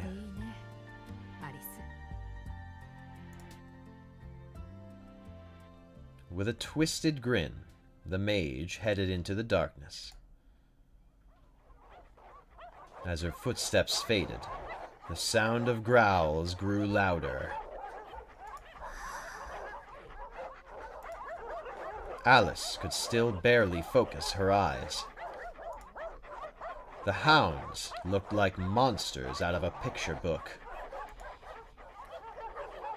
Alice took a deep breath, her consciousness slipping away. The sky was blue, the trees were tall, the park was a graveyard. In the corner of her eye, though, Alice could just about make out a solitary phone booth. The phone rang. It was the second time Sojiro... Misclick. It was the second time Sojiro had heard its voice echo through the cold foyer. Only a few minutes had passed since Alice called. He wondered what she could want this time. The call persisted, determined not to leave him to his thoughts. Hello, Kuonji residence. Oh, is that Sojiro I hear? A cheery voice? Sojiro had been expecting Alice. It was Toko Aozaki. Somehow, Sojiro was not surprised. Yes, it's me. How are you, Toko? He checked the time. He thought it was about midnight by now. No matter what the situation, Sojiro always kept his cool. Pfft. He could hear Toko trying to suppress a laugh. After taking a while to compose herself, she started talking again. My apologies. It seems you have a penchant for catching people off guard. Anyway, to answer your question, I've been very busy tonight trying to finish off everything. Huh. That's a coincidence. Aozaki was just talking about you. I thought she might. At times like this, you can tell we're sisters. In fact, that's the only thing we've ever had in common. Timing.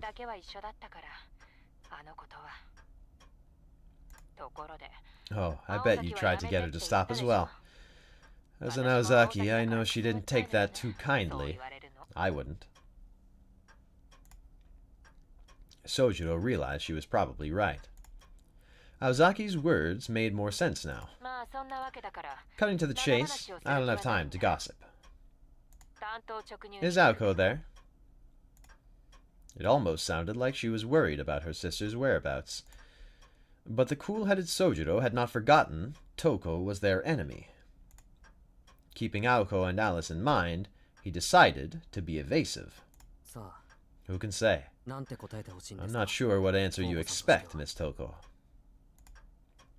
The question shifted the tone of the conversation drastically. Sojiro could hear Toko muttering to herself in annoyance. Sojiro was proving more quick-witted than she had anticipated. A change of tack was required. I suppose not giving me an answer is probably the best course of action. On first impressions, I thought I'd be wise not to ignore you. But now I don't think I want to get you involved. So for your sake, stay out of this, okay, Sojiro? Her warning came from the heart. Sojiro responded flatly, once again not giving any sign either way. It seemed she wanted him to stay out of this too. Even Sojiro could tell the girls were being kind in their own way. But who asked for their kindness? I'll say goodbye then. I'm much busier than you think. Although, there's just one tiny thing. I know this is hardly fair, but I'd never forgive myself if I didn't tell you. So I'll just have to put half of the responsibility on your shoulders. Toko giggled. A laugh to show she had him in the palm of her hand from the beginning. I met Miss Kuonji a short while ago. She called you earlier, didn't she? Her tone had not changed. She sounded as cordial as before. Even so, as soon as Sojiro heard Alice's name, a chill ran up his spine. Well, right now she's in bad shape. She can barely walk, in fact. And if she uses any crests, they'll tear her to pieces. Oh, and those broken bones. Ouch.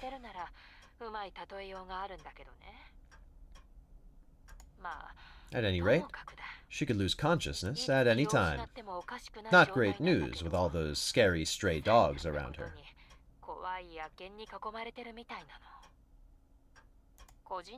If you ask me, she has about 10 minutes before she's nothing but a pile of bones.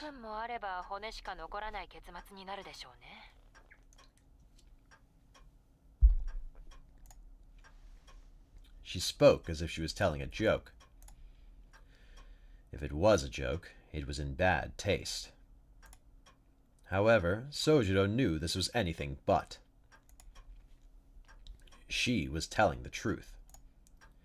He had not heard of dogs attacking anyone in town, but the noise he heard while on the phone with Alice suddenly made sense. Dogs. A pack of them. No doubt about it. They were surrounding their prey. Why had he not cottoned on? What? Is that a real phrase? Why had he not cottoned on sooner? I'm looking that up.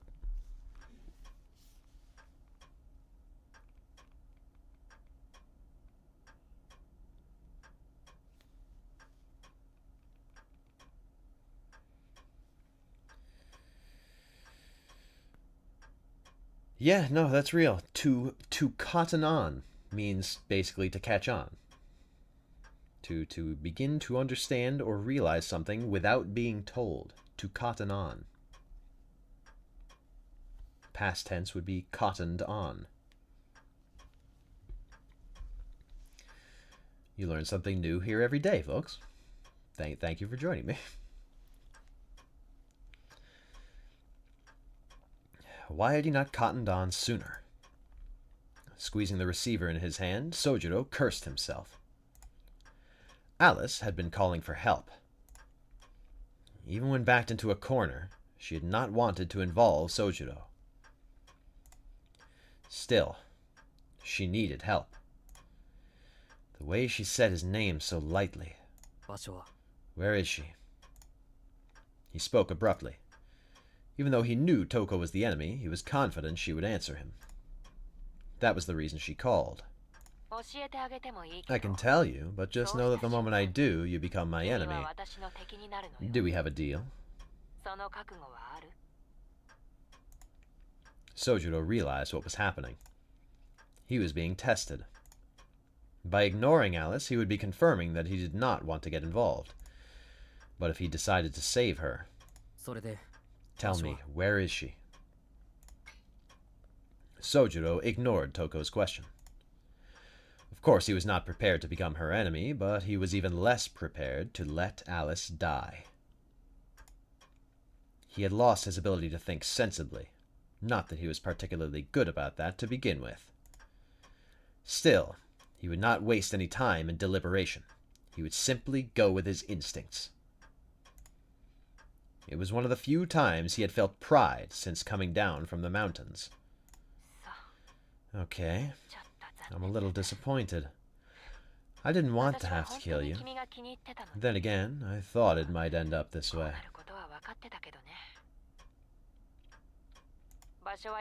She's at Yashirogi Nature Park. Check the map under the phone. I bookmarked the page last time I was there. I'll say it again. You'll be lucky if you have 10 minutes. It'll be a miracle if she lasts a minute longer. As he listened, Sojiro's expression turned to one of irritation.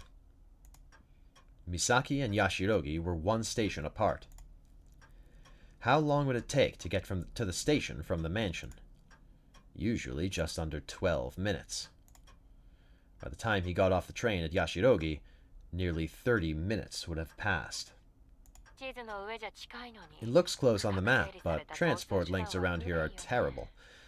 You might be able to catch the last train, but you should cut your losses. Either way, you're my enemy now.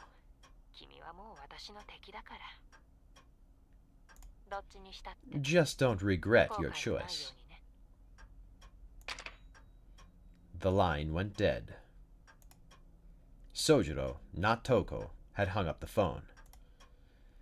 He memorized the map and then made for the door.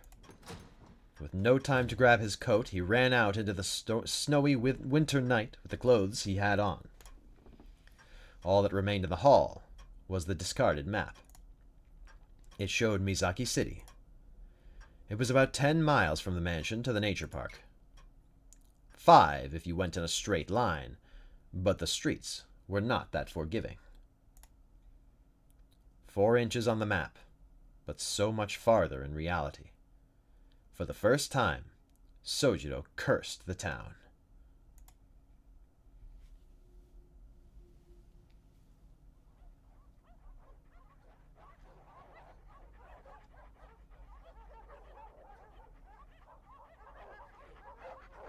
Alice's injuries were not limited to her abdomen. The wolf had punched a hole straight through to her back, crushing her lower vertebrae and leaving both of her legs paralyzed. Though her magic crests were repairing the damage, it would likely take another hour before recovery. At the very least, her heart and slender arms still worked. Although, after crawling along the ground to the phone booth, those too were failing her. As the crests healed her wounds, a searing heat ran through her body that threatened to overwhelm her. It was as if her body was no longer her own, like she was transforming into another creature. The poison throbbing through her open wounds hurt emotionally more than physically. She was used to pain, but she could not accept this disquieting feeling. Not that she had any intention to. The moment she did it would be her last.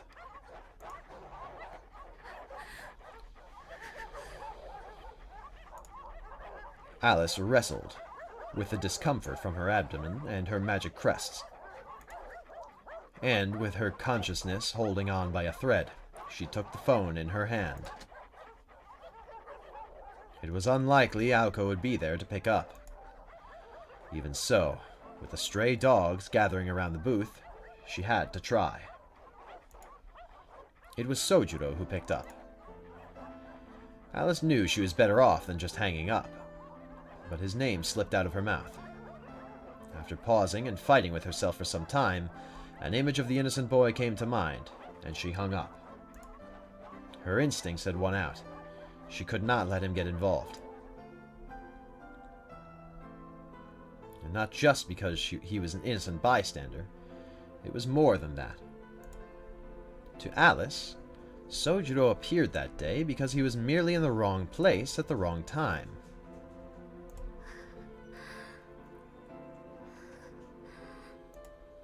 Only the lightest of breaths passed her lips.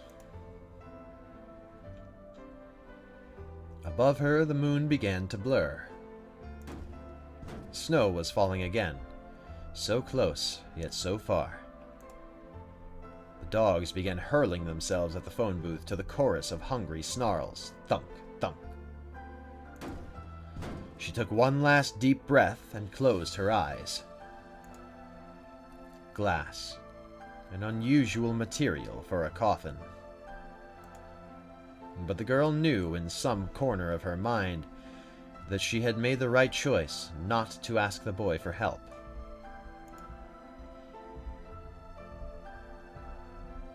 Some time passed. A peculiar sight came into view. A field of wildflowers. The clear sky was too blue. The flowers so numerous they made the field look barren. The sight was so dazzlingly beautiful, she wished she could look away. This was probably all thanks to Father Winter. The cold wind carried a scent of paradise far removed, untainted by man or beast. It was a glimpse of the fields beyond winter. One could be forgiven for thinking they were the afterlife. Come to think of it, she remembered how funerals were sad, yet always beautiful. She cried. She made an incongruous whine, a sound of life. Her breathing was strained and erratic. Hollow and useless was the heart that she once used to fend off pain. It was as though she was in the space between disconnected body and mind. A crying woman and a silent child. High was the sky, deep was the forest, unmoving were the people. No footsteps or voices of salvation came. Who was that looking innocently up at the sky in the stillness?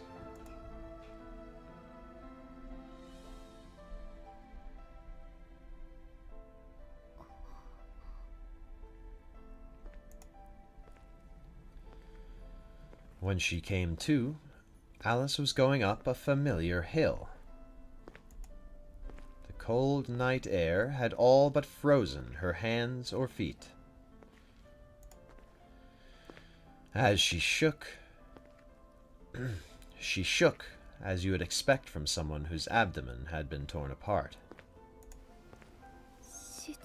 Shizuki. She could barely comprehend that she was being carried slowly up Shiro Inazuka. Sojiro had Alice on his back and was silently ascending the slope. His calm eyes seemed to be suffering from the bitter cold. He did not seem to be dressed for the time of year. Not even a coat. His exposed neck and hands were ice cold. What are you doing here? Alice asked, still slumped over his frame. She tried to move, but to no avail. The last thing she wanted was to rest her entire weight on someone else. Toko called me. She said you were in trouble. You're more stubborn than Aozaki, you know. Why didn't you ask me for help? Not that I could be much help, but still.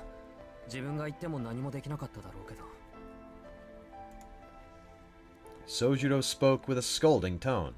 His eyes kept firmly ahead. His words were directed at himself rather than the girl on his back. This doesn't concern you. Maybe you're right, but now it does. We'll talk more back at the house. Sojiro focused on climbing the hill.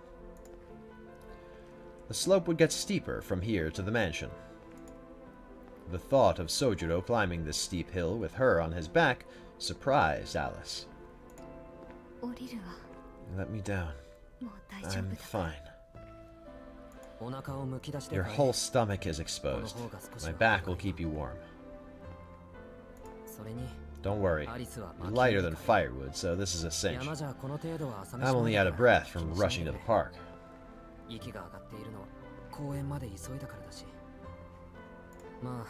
Not that I needed to hurry in the end. Why not? As soon as I got there, the dogs ran for the hills. I'm sure Toko knew that would happen all along. She must not have meant to finish you off, which means I wasn't on a time limit. I suppose I should be thankful for small mercies. Sojiro said dejectedly. But he was wrong. While Toko did not want to kill Alice per se, she would not have cared if she had died. Off the next 2 days, I'll try to do more email work. You hear that, chat? Get excited. Just not too excited. I don't want to. I appreciate your work, Tobias. Thank you for keeping me updated. I don't want to put too much pressure on you, though. You know how it would be.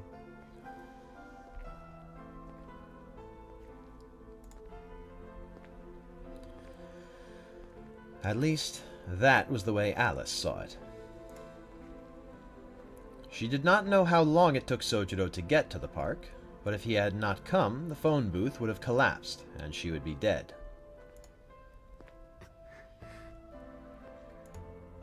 Alice did her best to suppress her thoughts and feelings. She felt silly at the thought of correcting him, and it would matter little anyway.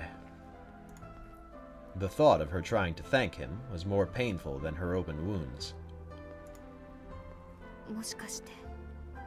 So you carried me all the way from the park?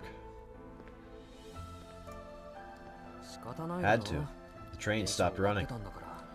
I should have gotten a taxi, but didn't bring my wallet. Honestly, I've never felt how limiting money was until today. For the first time today, Sojiro let out a sigh. There was no point in taking a break. He had already traveled close to 6 miles like this. Perhaps the fatigue was getting to him. Sojiro was more upset with his own weakness than the difficulty of the trek. Don't you mean how important money is? What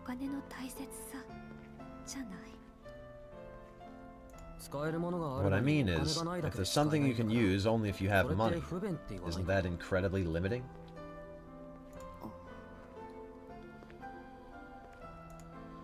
The innocence of his question made Alice briefly forget her pain.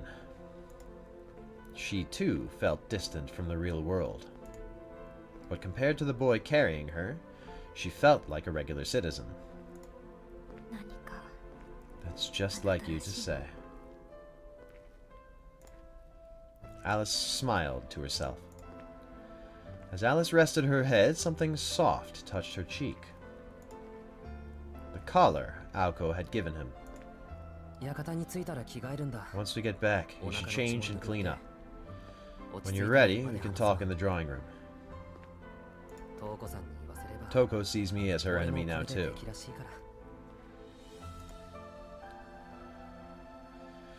With those words hanging in the air, they reached the top of the hill. The gate in the woods stood before them. Beyond it, illuminated by the pale moonlight, stood the mansion. Looking up at it, the girl felt a little disappointed. A natural reaction, yet she could not place where her sadness was coming from.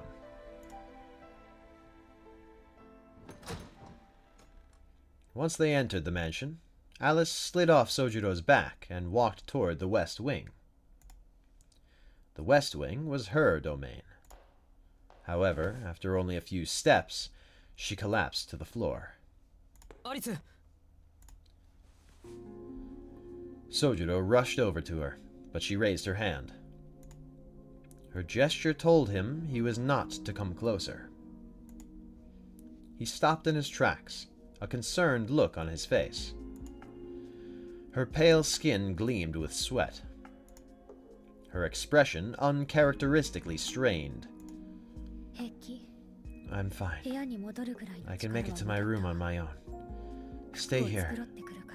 I'm going to mend my clothes.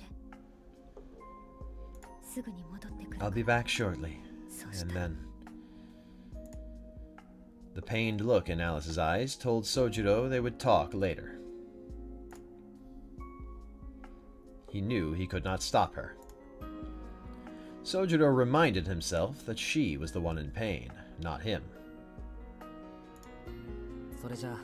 Alright then. Tell me everything when you come back. Alice took a deep breath before slowly disappearing down the corridor.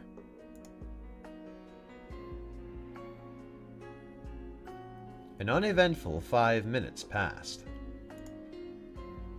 Alice returned, wearing a fresh set of black clothes. But her complexion remained pallid. With a small sigh, she carefully leaned against a pillar in the foyer and slid down it until she was sitting. Alice, if you're in pain, you should lie down. Sojuro sat across from her on the cold floor. I'm not in pain anymore, so I don't need to lie down. I was forced to swallow a rowan, so my body can't heal completely. At least let me get a blanket for you.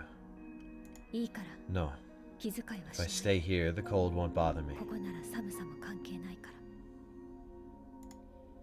She seemed to be telling the truth. Sojuro remembered Aoko telling him that as long as Alice is inside the mansion, she would be comfortable. Okay, as long as you're warm. So, what's this rowan thing? It's a kind of medicinal herb. It gets its name from what's left in the cinders after it's burned 7 times in a stove, and it's used as a ward against spirits. It's not good for regular people, but for me and Aoko, it's worse. Once it's in our bodies, it reacts badly to the production of magical energy. And there's nothing we can do but wait it out. So, it's a poison.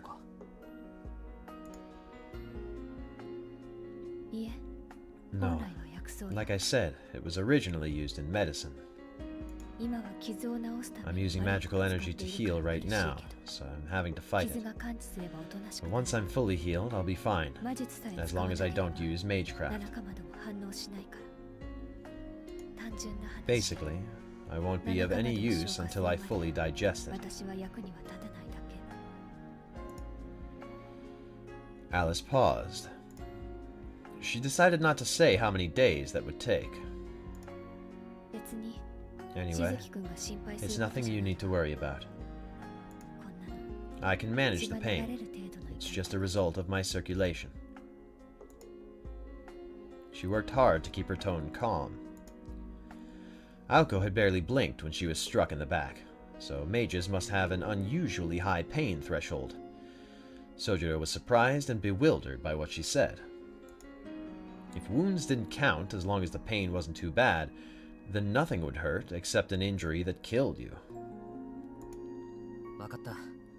Fine, let's talk tomorrow. For now, I want you to rest. I won't be any better then. It doesn't matter. You need to take better care of yourself.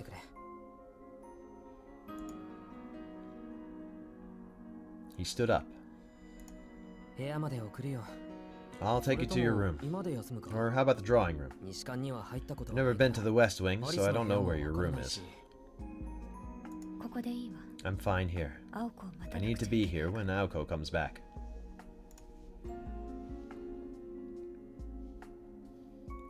Alice looked up at the skylight. The moonlight illuminated her pained face. The foyer looked like it belonged to a rundown castle. Only the moon and Alice seemed more vivid than reality. Where did her strength come from? Sojiro stared at her. Without understanding the significance of Alice's gaze, he turned his gaze to the night sky, powerless as it was.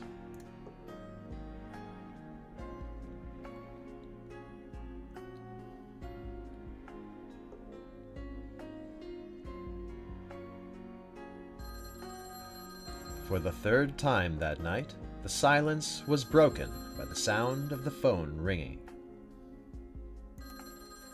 Before Sojiro could move, a thin shadow bolted across the foyer.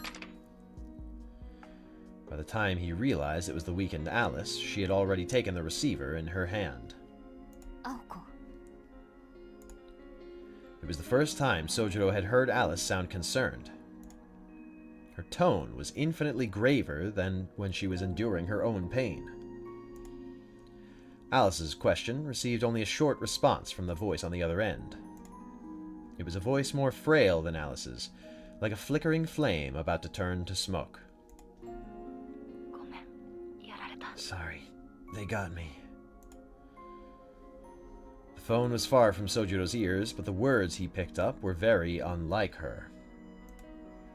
Despite saying so little, no, because she had said so little, the weight of Aoko's defeat struck Sojiro hard.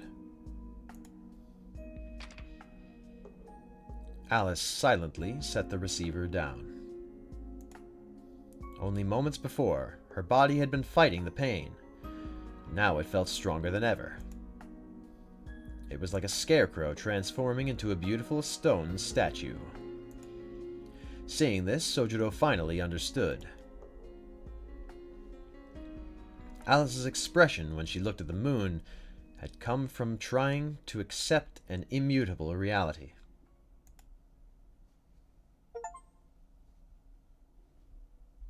Oh.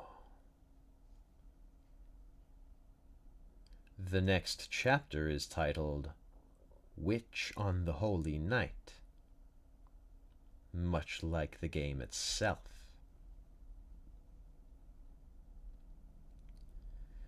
In that case,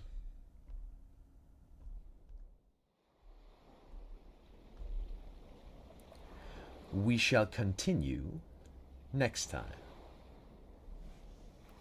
I expect this next chapter to take a minimum of 3 hours. Especially considering the one that we just read took a mere 2. 2-ish.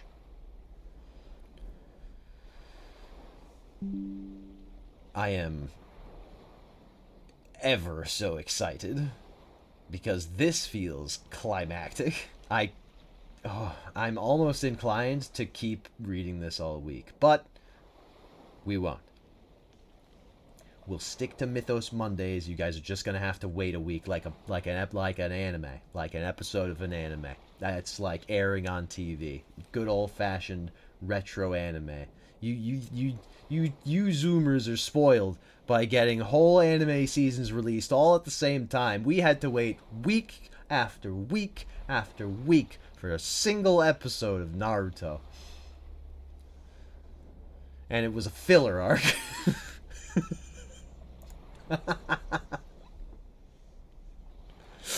Y'all think I'm joking, but the funny part is that I'm not joking. God damn. What a time it was. Let's see, who's playing what? There's a lot of Helldivers going on. Can get behind that.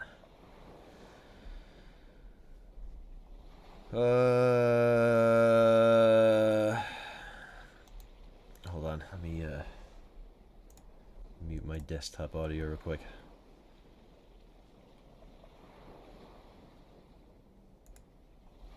Who do we want to raid tonight? I think mayhaps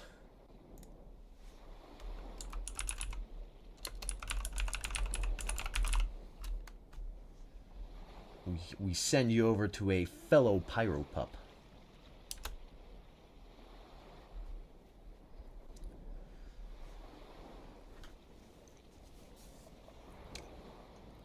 I've hung out with Turtle in the Discord once or twice.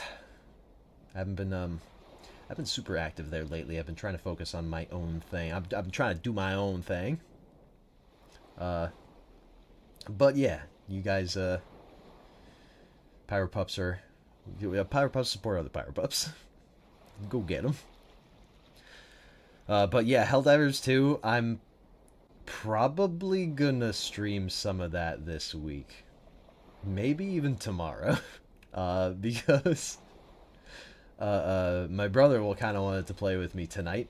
But obviously tonight's Mythos Mondays. I wanted to reserve that time for Witch on the Holy Night. But maybe, because I think he's off tomorrow as well. So maybe tomorrow we play some Helldivers. You're on it right now? No way.